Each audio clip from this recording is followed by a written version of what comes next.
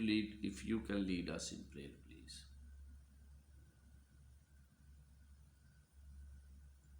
آئے ہم دعا کریں۔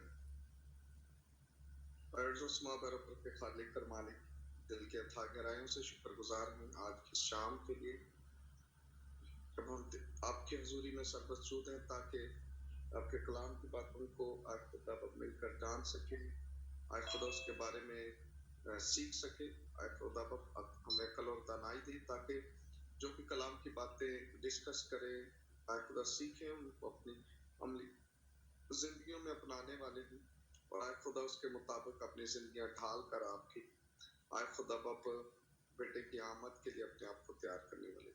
آج جو کلام میں سے سیکھیں آج خدا باپ وہ دوسروں تک پہنچانے والے ہوں، یسوع مسیح کے نام آمین۔ آمین۔ بہت بہت شکریہ۔ میں آپ کو یہ بتانا چاہتا ہوں کہ یہ سلسلہ جو ہے ہم نے کافی عرصے سے شروع کیا ہوا ہے، زوم میٹنگ کا، اور ہر فرائیڈے شام 9 بجے ہم اس کو کرتے ہیں۔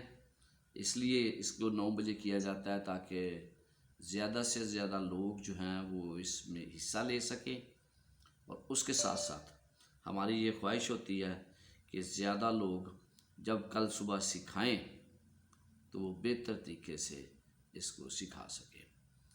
اگر آپ کا کوئی سوال ہو، یوں ہی میں بات چیت کر رہا ہوتا ہوں، تو آپ ہمیشہ مجھے روک کر سوال پوچھ سکتے ہیں، کیونکہ میرا مقصد تو یہ ہے کہ آپ اس کو بہتر طریقے سے سیکھیں، اور اگر کوئی پرابلم ہوگا تو then you can always talk with می۔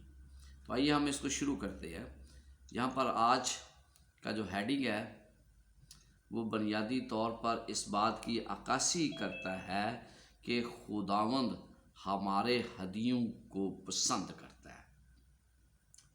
کیا آج ہم سیکھیں کیا خدا کو ہمارے ہدیوں کی ضرورت ہے، اور اگر ضرورت ہے تو کتنی ضرورت ہے، کہاں تک ضرورت ہے، کیونکہ اس کا حوالہ ہم پرانے عہد نامے میں بھی دیکھتے ہیں، نئے عہد نامے میں بھی دیکھتے ہیں۔ لیکن ایک چیز ہے کہ دایکی کے لیے اصول منعقد کیے گئے ہیں، اور وہ اصول کیا ہے کہ 10واں حصہ آپ نے دینا ہے۔ لیکن ہدیہ جات کے متعلق ہمیں کوئی ایسا اصول بائبل میں نہیں ملتا۔ ہدیہ جات کے متعلق مختلف طرح کے خیالات لوگوں کے ذہنوں میں پائے جاتے ہیں۔ مثال کے طور پہ ایک ہدیہ ہم شکر گزاری کا ہدیہ دیتے ہیں، اور اس ہدیے کو خدا کے حضور لایا جاتا ہے۔ کئی دفعہ ہم شکر گزاری کا ہدیہ جو ہے ہم گھر میں لوگوں کو بلاتے ہیں، خدا کا کلام کا بندوبست کیا جاتا ہے، اور اس کے بعد انہیں کھانا دیا جاتا ہے۔ پھر اس کے ساتھ مخصوص حالات کے تحت بھی ہدیہ جات دیے جاتے تھے پرانے عہد نامے میں۔ مثال کے طور پہ گناہ کا ہدیہ، جب کوئی گناہ کرتا تھا بنی اسرائیل میں تو اس کے لیے ضروری تھا کہ وہ ہدیہ لائے، اور جس قسم کا وہ ہدیہ لاتا تھا اسی کے مطابق لوگ جان لیتے تھے۔ وہ کیونکہ کیمپ میں سے گزرتا تھا، مثلا بھیڑ لے کے آ رہا ہے یا برا لے کے آ رہا ہے، تو وہ کیمپ میں سے جیسے گزرتا تھا لوگوں کو پتہ چل جاتا تھا کہ اس نے کیا کیا ہے۔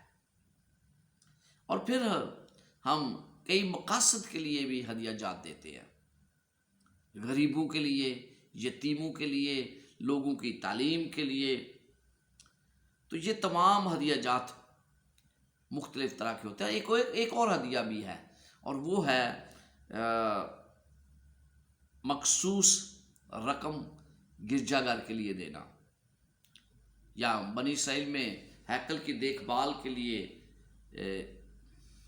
دی جاتی تھی۔ بنی اسرائیل میں ہیکل کی دیکھ بھال کے لیے ہدیہ دیا جاتا تھا، لیکن آج کل چرچ کی دیکھ بھال کے لیے ہدیہ دیا جاتا ہے۔ ہدیہ کے متعلق بہت سے مختلف طرح کے سوالات پائے جاتے ہیں۔ مثال کے طور پر ہمیں ہدیہ کیوں دینا چاہیے، کتنا ہدیہ ہمیں دینا چاہیے، پھر یہ ایک عبادت کا عمل ہے یا کیا ہے؟ خدا ہدیہ کو کس نظر سے دیکھتا ہے؟ اور پھر ایک مخصوص یا خاص ہدیہ جات بھی ہوتے ہیں۔ تو آج ہم یوں ہی ان تمام چیزوں کے بارے سیکھیں گے تو یقیناً ہمارے سوالات ہوں گے ہمارے ذہنوں میں، اور ہم ان کا جواب دینے کی بھی حد الوسع کوشش کریں گے۔ ہمیں ہدیہ کیوں دینا چاہیے؟ کس لیے دینا چاہیے ہمیں ہدیہ؟ بائبل مقدس میں 2 کرنتھیوں 9 باب اور اس کی 7 آیت میں لکھا ہے، جس قدر ہر ایک نے اپنے دل میں ٹھہرایا ہے اسی قدر دے، نہ دریغ کر کے اور نہ لاچاری سے، کیونکہ خدا خوشی سے دینے والے کو عزیز رکھتا ہے۔ جس قدر ہر ایک نے اپنے دل میں ٹھہرایا ہے۔ کئی دفعہ ہم عہد کرتے ہیں کہ ہم نے اتنا ہدیہ دینا ہے، اور کئی دفعہ ہم بالکل بھی بغیر پلاننگ کے ہدیہ دیتے ہیں۔ یہ جو بغیر پلاننگ کے ہدیہ ہے یہ کسی طرح بھی نہیں ہونا، اس کے لیے پلان ضروری ہے کہ ہم پلان کریں کہ ہم نے کتنا ہدیہ دینا ہے۔ یہ نہیں کہ جو نوٹ جیب میں آیا اسی کو دے دیا، نو۔ خدا کو ہدیہ دینا، خدا کو رضا کرانہ طور پر یہ ہدیہ ہم دیتے ہیں۔ یہ رضا کرانہ ایک عمل ہے، یہ کوئی فرض ہم پر نہیں ہے۔ زبور 54 باب اور اس کی 6 آیت میں ہم یوں پڑھتے ہیں۔ اگر آپ کے پاس بائبل مقدس ہے تو میرے ساتھ پلیز حوالہ ضرور نکالیے گا۔ زبور 54 باب اور اس کی 6 آیت، یہاں پر لکھا ہے، میں تیرے حضور رضا کی قربانی چڑھاؤں گا، اے خداوند میں تیرے نام کی شکر گزاری کروں گا کیونکہ وہ خوب ہے۔ یعنی کہ رضا کرانہ طور پر ہدیہ جات جو ہے وہ دیا جاتا ہے، اور یہاں پر داؤد نبی واضح کر دیتا ہے کہ میں اس لیے رضا کرانہ طور پر خدا کو ہدیہ دوں گا کیونکہ اس نے مجھے ہر طرح کی شفا اور نعمت بخشی ہے۔ تاہم اگر یہ فرض نہیں ہے ہدیہ دینا، لیکن ہدیہ نہ دینا خدا کے نزدیک اسے ٹھگنا ہے۔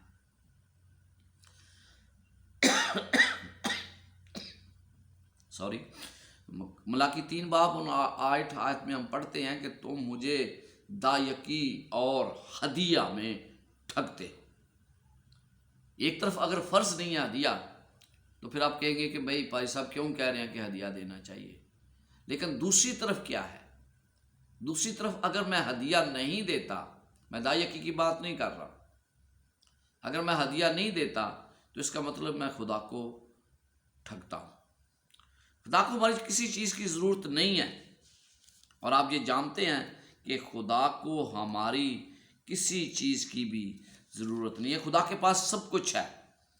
زبور 50 اور اس کی 12ویں آیت میں لکھا ہے، اگر میں بھوکا ہوتا تو تجھ سے نہ کہتا، کیونکہ دنیا اور اس کی معموری میری ہی ہے۔ کہتا ہے اگر میں بھوکا تھا تو میں تجھ سے کہتا کہ بھائی مجھے یہ چیز چاہیے، لیکن ایسا نہیں ہے۔ وہ فرماتا یہ ہے کہ دنیا اور اس کی معموری میری ہے، کسی اور کی نہیں ہے۔ تو ہم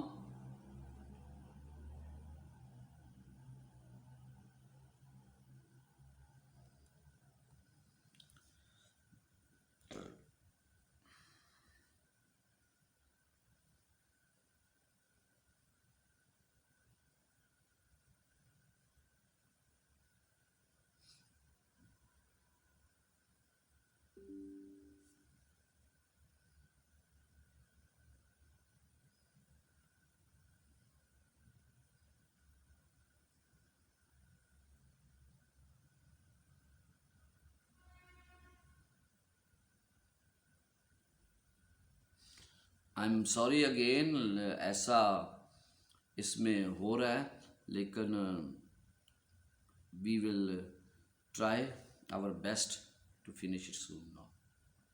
اچھا، کیا لکھا ہے 12ویں آیت میں؟ اگر میں بھوکا ہوتا تو تجھ سے نہ کہتا، کیونکہ دنیا اور اس کی معموری میری ہی ہے۔ کہتا ہے پہاڑ میرے ہیں، میدان میرے ہیں، ہر چیز میری ہے، لہٰذا خدا کو کسی چیز کی ضرورت نہیں ہے۔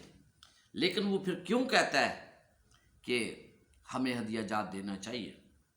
لیکن وہ ہمارے ہدیہ جات کے ذریعے دنیا میں اپنا کام کرتا ہے، جو کام اس نے لوگوں کے سپرد کیا ہے، وہ اس کام کو کرنے کے لیے خدا ہم سے ہدیہ جات چاہتا ہے۔ جب ہم اپنے ہدیہ جات دیتے ہیں تو ہمارا مقصد کیا ہوتا ہے؟ جب بھی کوئی چیز دی جاتی ہے تو اس میں یہ دیکھا جاتا ہے کہ مقصد کیا ہے۔ اگر ہمارا مقصد ٹھیک نہیں ہے تو پھر ہمارا ہدیہ بھی قبول نہیں ہوگا۔ مسیح کی قربانی اور اس کی برکات کی ہم شکر گزاری کرتے ہیں جب ہم اسے ہدیہ دیتے ہیں۔ مکمل طور پر ہم اپنے آپ کو اس کے سپرد کر دیتے ہیں اور اس پر انحصار کرتے ہیں۔ اپنا بھروسہ ہم اس پر مکمل طور پر ظاہر کرتے ہیں، کیونکہ ہمیں نہیں پتہ اس عورت کی طرح جس نے تمام کچھ اپنا دے دیا کہ اس کے بعد کیا ہوگا۔ خدا اور اپنے پڑوسی سے محبت کا اظہار ہوتا ہے ہمارے ہدیہ جات کے ذریعے، اور پھر وہ دولت سے ہم یہ ظاہر کرتے ہیں کہ ہم دولت سے بڑھ کر خدا سے محبت کرتے ہیں۔ اور ان تمام باتوں کو ہمارے لیے یہ ضروری ہے کہ ہم ہدیہ جات میں زیادہ سے زیادہ اپنے آپ کو ملوث کیا کریں۔ پھر پہلا سوال تو یہ تھا، ہمیں کتنا ہدیہ دینا چاہیے؟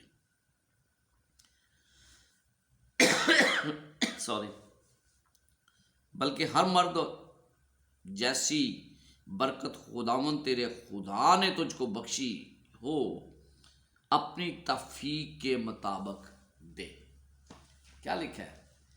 جتنی خدا نے مجھے برکت دی ہے مجھے اسی توفیق کے مطابق خدا کو ہدیہ دینے کی ضرورت ہے۔ اگر آپ سوچتے ہیں کہ آپ کے پاس کم نعمتیں ہیں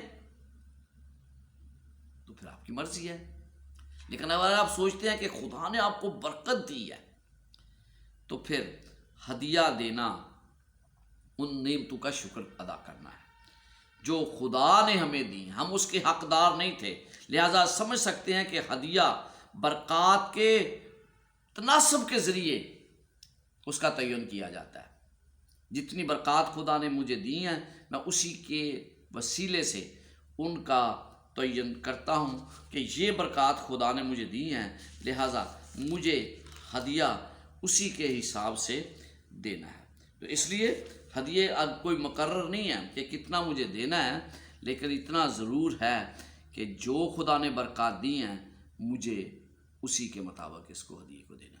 کیا اس کا مطلب یہ ہے کہ ہم خداوند کو اس کی برکات کے بدلے اپنے نذرانے پیش کرتے ہیں کیونکہ اس نے ہمیں برکت دی ہے؟ ہم اس لیے دیتے ہیں، اس کو دیتے ہیں کہ بدلہ ہم چکاتے ہیں؟ ہرگز ایسا نہیں ہے، کیونکہ ہم خدا کو کیا دے سکتے ہیں؟ زبور اور اس کا 116واں باب اور اس کی 12 سے 14 آیات میں خدا ہمیں بتاتا ہے کہ بھئی تم مجھے کچھ نہیں دے سکتے ہو، یہ میں تمہیں سارا کچھ دیتا ہوں۔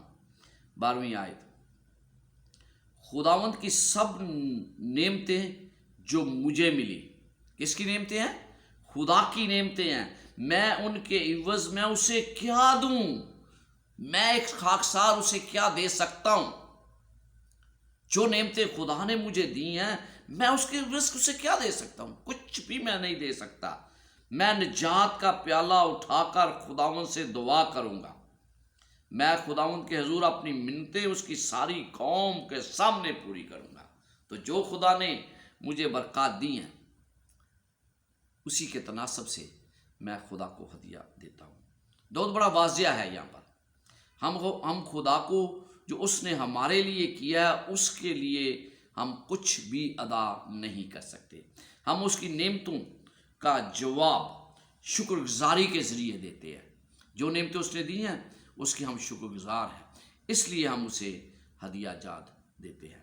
اپنے ہدیہ جات کے ذریعے ہم ظاہر کرتے ہیں کہ ہم خدا کے حضور اور پڑوسیوں کے ساتھ فیاضی کے ساتھ پیش آئیں گے، فیاض دلی کے ساتھ، فراخ دلی، جنراسٹی، اور اس سے پتہ چلتا ہے کہ ہم اس کے کتنے شکر گزار ہیں۔ فیاضی سے دینے کا مظاہرہ کرنے سے ہم اپنے دلوں سے خود غرضی کو بھی ختم کر دیتے ہیں۔ خود غرض لوگ خدا کو نہیں دیتے ہیں، تو کسی کو بھی نہیں دیتے ہیں، لیکن جب ہم خدا کو ہدیہ جات دیتے ہیں تو اس کا مطلب ہے کہ ہم اپنی خود غرضی جو ہے اس کو مٹا دیتے ہیں۔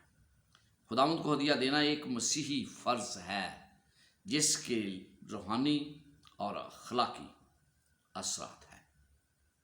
آپ سن کر کے سوچیں کہ اگر یہ ایک وسیع فرض ہے جس کے روحانی اور اخلاقی اثرات پائے جاتے ہیں، پھر اس کے بعد ہم دیکھتے ہیں کہ ایک عبادت کا عمل بھی ہے۔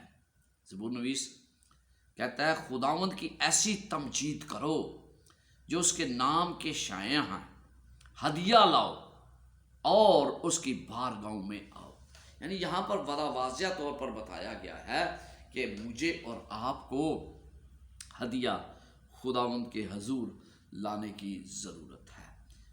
پرانے عہد نامے میں کہ کوئی بھی خالی ہاتھ خداوند کے حضور نہیں آتا تھا۔ جب لوگ عبادت کے لیے آتے تھے تو انہیں بتایا گیا تھا کہ بھائی خالی ہاتھ نہیں آنا۔ استثنا 16واں باب اور اس کی 16ویں آیت میں ہم یوں پڑھتے ہیں، اور سال میں 3 بار یعنی بے خمیری کی روٹی کی عید اور ہفتوں کی عید اور عید خیام کے موقع پر تیرے ہاں کے سب مرد خداوند اپنے خدا کے آگے اس جگہ حاضر ہوا کریں جسے وہ چنے گا، اور جب آئیں تو خداوند کے حضور خالی ہاتھ نہ آئیں۔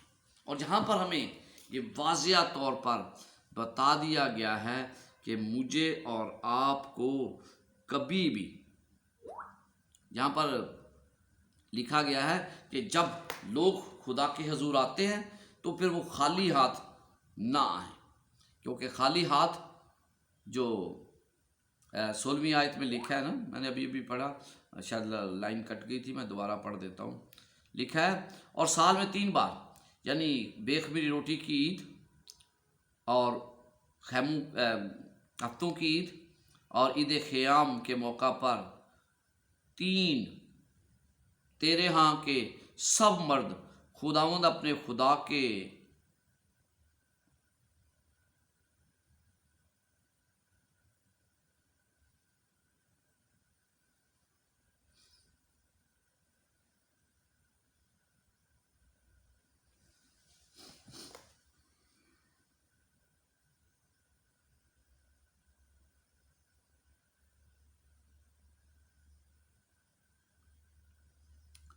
I'm sorry again، یہ جو ہے نا یہ پرابلم ابھی بھی ہے، اور یہ 16ویں آیت میں لکھا ہے کہ مرد حضرات سال میں 3 بار خداوند کے حضور آیا کریں، عید فصح، عید پینتیکوست اور خیموں کی عید۔ اور پھر لکھا ہے کہ کوئی بھی شخص خداوند کے حضور خالی ہاتھ نہ آئے۔ ہدیہ دینا ہماری عبادت کے پروگراموں کا ایک حصہ ہے، بالکل اسی طرح جس طرح واز کیا جاتا ہے، جس طرح موسیقی بجائی جاتی ہے، جس طرح دعا کی جاتی ہے، ہدیہ بھی عبادت کا ایک حصہ ہے۔ ہم کسی بھی صورت میں ہدیہ دے سکتے ہیں، خدا کے لیے ہدیہ دے سکتے ہیں، ہم کوئی بھی طریقہ اختیار کریں، ہم اس کی عبادت کرتے ہیں جس نے ہمیں سب کچھ دیا ہے۔ لہذا ہدیہ اور دایکی دینا خدا کی عبادت کا ایک حصہ ہے۔ تو جب ہم عبادت کرتے ہیں تو یہ یقیناً اس کا ایک حصہ بنتا ہے۔ ہدیہ خدا کو ہدیہ کس نظر سے، خدا اس ہدیے کو کس نظر سے دیکھتا ہے جو ہم اسے دیتے ہیں؟ اس پر اس نے کہا تم سے سچ کہتا ہوں کہ اس کنگال بیوہ نے سب سے زیادہ ڈالا۔ آپ جانتے ہیں کہ ایک عورت اور دوسرے بہت سے لوگ ہدیہ دینے کے لیے ہیکل میں جمع تھے۔ لوگ جو ہے وہ زیادہ سے زیادہ دے رہے تھے۔ یسوع مسیح دیکھ رہا تھا کہ دولت مند کس طرح خدا کے حضور ہدیہ لا رہے ہیں، اور پھر اس نے دیکھا کہ ایک عورت صرف 2 دمڑیاں لے کر آئی، اور 2 دمڑیوں کی اس وقت کی ویلیو جو تھی وہ ایک دن کی مزدوری کا 64واں حصہ تھا، کوئی ویلیو نہیں تھی۔ سر جی ایک کوشچن تھا۔ جی بولے بیٹا۔ سر جی who is authoritative to collect the offering okay or it is necessary in the only in the temple؟ Okay میں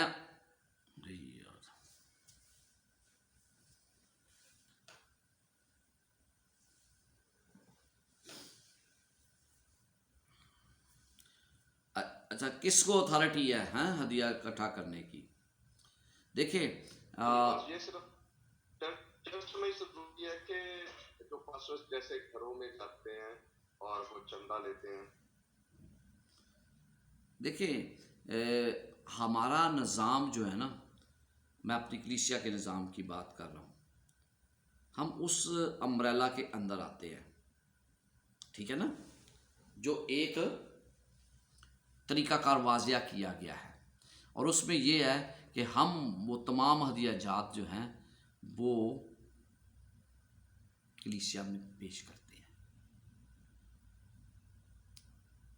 پادری صاحبان کو کوئی بھی ہدیہ خود سے اکٹھا کرنے کی اجازت نہیں ہے ہمارے چرچ میں، اور اگر ہم اس امبریلا کے اندر کام کرتے ہیں تو پھر ہمیں وہی اصول اپنانے ہیں جو کلیسیا واضح کرتی ہے، ٹھیک ہے گولیور؟ یس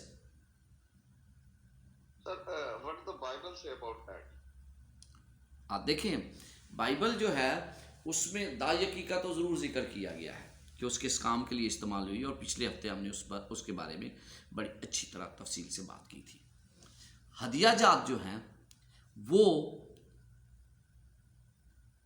کمیونٹی، میں نے پچھلے تھوڑی دیر پہلے بتایا تھا کہ شکر گزاری کے ہدیے جو کہ آج کل ہم جب پادری صاحبان جاتے ہیں تو وہ خود اکٹھے کرتے ہیں، لیکن بائبل مقدس میں شکر گزاری کا ہدیہ بھی زیر خانہ میں لایا جاتا تھا، ہدیہ اور دایکی، کیونکہ اب جو ڈسٹریبیوشن ہے ہدیے سے آپ کے پادریوں کی تنہائی نہیں ہوتی ہیں، یہ ہمیں پتہ ہونا چاہیے۔ ہدیہ سے کلیسیا کے کام کیے جاتے ہیں، دوسرے کام مینٹننس کا کام، ایونجلزم کا کام بھی اسی سے کیا جاتا ہے، اور پھر بہت سے دوسرے کام جو کلیسیا کے اندر غریبوں کی مدد کرنی ہے، کسی کو تعلیم کے لیے پیسے دینے ہیں، تو وہ ہدیہ جات سے ہوتے ہیں، دایکی سے نہیں ہوتے ہیں۔ ہدیہ کا استعمال یہ ہے۔ یس اینی کویسچن؟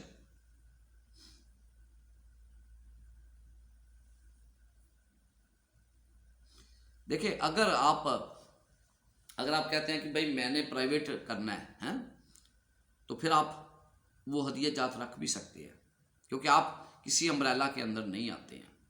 جب آپ امبریلا کے اندر ہیں تو you have to obey those rules, کیونکہ ان کا ایک نظام ہے، اور وہ ہدیہ جات کو کس طریقے سے استعمال کرتے ہیں وہ کلیسیا نے نظام واضح کیا ہوا ہے، اور بائبل میں بھی یہی واضح ہے کہ اس کو کلیسیا کے دوسرے کاموں کے لیے استعمال کیا جاتا ہے، ٹھیک ہے؟ یس دایکی جو ہے وہ پاسٹر صاحبان کو دی جاتی ہے۔ اچھا میں بات کر رہا تھا کہ دولت مند ڈال رہے تھے، بوڑھی عورت نے 2 دمڑیاں ڈالی جو کہ کسی طرح بھی قابل ستائش نہیں تھا۔ یسوع مسیح نے یہ کیوں کہا کہ اس نے سب سے زیادہ دیا؟ یہ سوال پیدا ہوتا ہے کہ یسوع مسیح کیوں اس سے کہتے ہیں جبکہ وہ اتنا اس نے زیادہ نہیں دیا، لیکن کیونکہ صرف اس کے پاس وہی تھا، وہ خدا کے کام کے لیے مقصد تھا اس کا خدا کے کام کو بڑھائے، اس لیے اس کے پاس جو کچھ تھا وہ اس نے خدا کے حضور دے دیا۔ کئی دفعہ ہم جب صحافت کرنے لگتے ہیں یا ہم ہدیہ دیتے ہیں تو ہم سوچتے ہیں کہ یہ رقم جو ہے نا، اس پر مجھے کتنا ہدیہ دینا ہے جتنا میں باقی رکھوں تاکہ میرے پاس بچ جائے۔ تو ہم دی گئی رقم کے مطابق صحافت کی جانچ کرتے ہیں، تاہم خدا ہمارے مقصد کی قدر کرتا ہے۔ بیوہ خدا کے کام میں تعاون کرنے کی خواہش مند تھی، اس لیے اس کے پاس جو کچھ تھا اس نے خدا کو دے دیا۔ دوسری کی ضروریات کے تناظر میں خدا ہمارے عمل کو دیکھتا ہے، دوسرے کی کتنی ضروریات ہیں، اسے کیا چاہیے، خدا اس میں ہمارے عمل کو دیکھتا ہے۔ جیسے کرنیلیس کی کہانی میں آپ پڑھتے ہیں کہ خدا نے کرنیلیس کے ہدیے کے وسیلے سے خدا نے اپنے فرشتے کو بھیجا، اور خدا وہ دیکھتا تھا کہ وہ کس طرح اپنے پڑوسیوں سے محبت رکھتا ہے، وہ کتنا لوگوں کو دیتا ہے، خیرات کرتا تھا، تو اس لیے خدا نے اسے بہت سی برکات سے بھی نوازا تھا۔ تو اگر ہم دائیکی دیتے ہیں لیکن ہدیہ بہت ضروری ہے۔ بائبل مقدس میں نا 2 مثالیں ہیں، ایک مریم جس نے جٹاماسی کا تیل خداوند کے لیے دیا۔ بائبل مقدس میں یہ کہانی آپ کو یوحنا میں بھی، متی، مرکز، لوکا میں بھی ملے گی، لیکن آپ کو پتہ چلتا ہے کہ یوحنا کہتا ہے کہ اس نے اس کے سر پر تیل ڈالا، بلکہ مرکز کہتا ہے کہ نہیں، اس نے اس کے پاؤں پر تیل ڈالا۔